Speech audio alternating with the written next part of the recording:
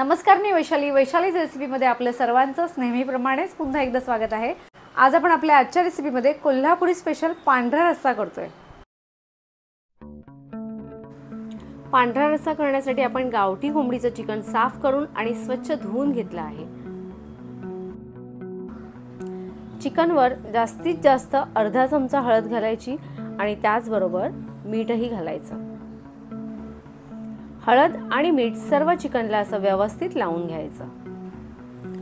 चिकनला हळद मीठ लावून झाल्यावर आपण चिकन शिजवून घेणार आहोत। चिकन शिजवण्यासाठी एक भांडं घ्यायचं, भांड्यामध्ये तेल घालायचं आणि घातलेलं तेल गरम झाल्यावर बारीक चिरलेला असा कांदा घालायचा। कांदा तेलामध्ये अगदी मऊ होईपर्यंतच परतून घ्यायचा। कांदा तेलामध्ये परतून झाल्यावर मोठे 2 चमचे अद्रक लसूणची पेस्ट घालायची आणि ती देखील तेलामध्ये छान परतून घ्यायची। आपण घातलेली अद्रक लसूणची पेस्ट तेलामध्ये छान परतून झाल्यावर यामध्ये हळद आणि मीठ लावलेलं सर्व चिकन घालायचं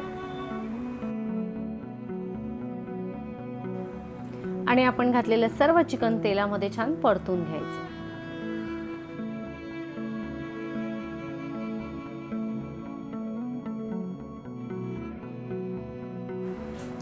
आपण घातलेले सर्व चिकन तेलामध्ये छान परतून झाल्यावर यावर असं झाकण ठेवायचं आणि चिकनला स्वतःचं पाणी सुटेपर्यंत चिकन 5 ते 7 मिनिटं असं शिजवून घ्यायचं। असं केल्याने चिकन स्टॉक मध्ये अद्रक लसूणच्या पेस्ट बरोबर स्वतःचाही अर्क छान उतरतो। सर्व चिकन छान बुडेल इतकं गरम पाणी घालायचं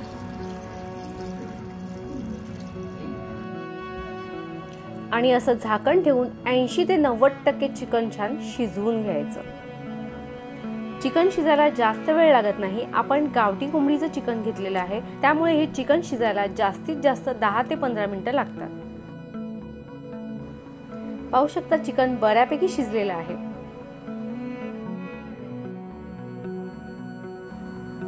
पांढरा रस्सा करण्यासाठी चिकनचा स्टॉक करून तयार आहे।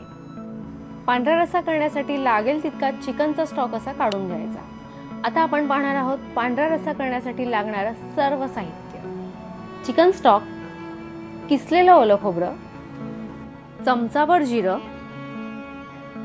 2 मोठे चमचे खसखस, पांढरे तीळ, गरम पाण्यामध्ये भिजवलेले 7 ते 8 काजू आणि त्याचबरोबर 2 चमचे मगज,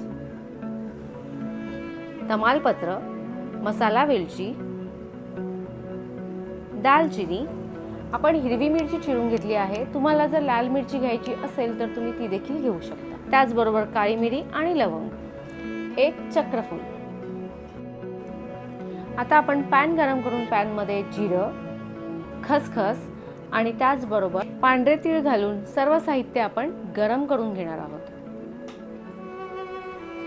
तीळ आणि खसखस गरम झाल्यावर त्यांचा स्वतःचाच तडतड आवाज यायला लागतो। अशा वेळेला गॅस बंद करायचा। आता आपण भाजलेलं हे सर्व साहित्य थोडा वेळ थंड करून घ्यायचं। मिक्सरचं भांडं घ्यायचं, त्यामध्ये ओलं खोबरं घालायचं आणि पाणी घालून ते असं बारीक करून घ्यायचं।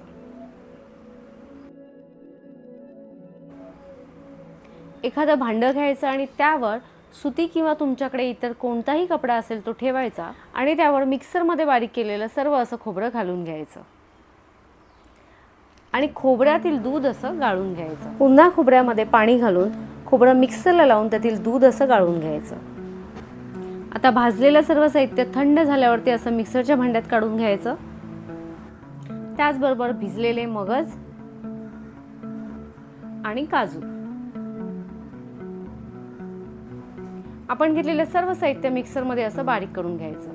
आता पांढरा रस्सा करण्यासाठी एक भांडं गरम करून त्यामध्ये तेल घालायचं। घातलेलं तेल गरम झाल्यावर आपण घेतलेले सर्व गरम मसाले घालायचे।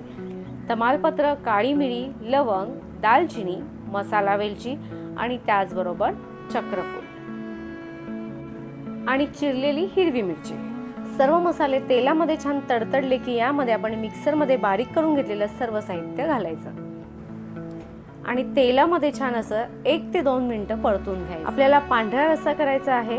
हे साहित्य जर आपण जास्त वेळ तेलामध्ये परतलं तर याचा रंग बदलू शकतो, त्यामुळे यामध्ये आता चिकनचा स्टॉक ऍड करायचा आणि त्याचबरोबर नारळाचं दूध। आता घातलेलं सर्व साहित्य असं मिक्स करून घ्यायचं.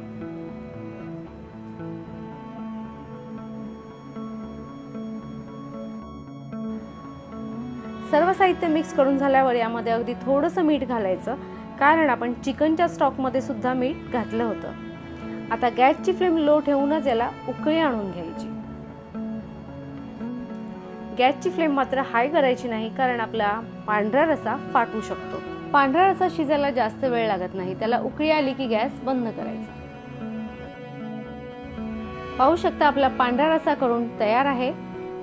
असा पांढरा रस्सा करून तुम्ही गरम गरम पिऊ शकता. तुमच्या आवडत्या कोणत्याही भाकरी बरोबर खाऊ शकता आणि भाताबरोबरही खाऊ शकता. तुम्हाला जर आपली आजची रेसिपी आवडली असेल तर आपल्या आजच्या रेसिपीला लाईक करा, जास्तीत जास्त शेअर करा. नवीन असाल तर सबस्क्राईब देखील करा. ज्याप्रमाणे तुम्ही आपल्या सर्व रेसिपीज पाहता त्याचप्रमाणे पाहत राहा. पाहता पाहता करतही राहा. करून झाल्यावर कमेंटमध्ये मात्र नक्की सांगा तुमची रेसिपी कशी झाली.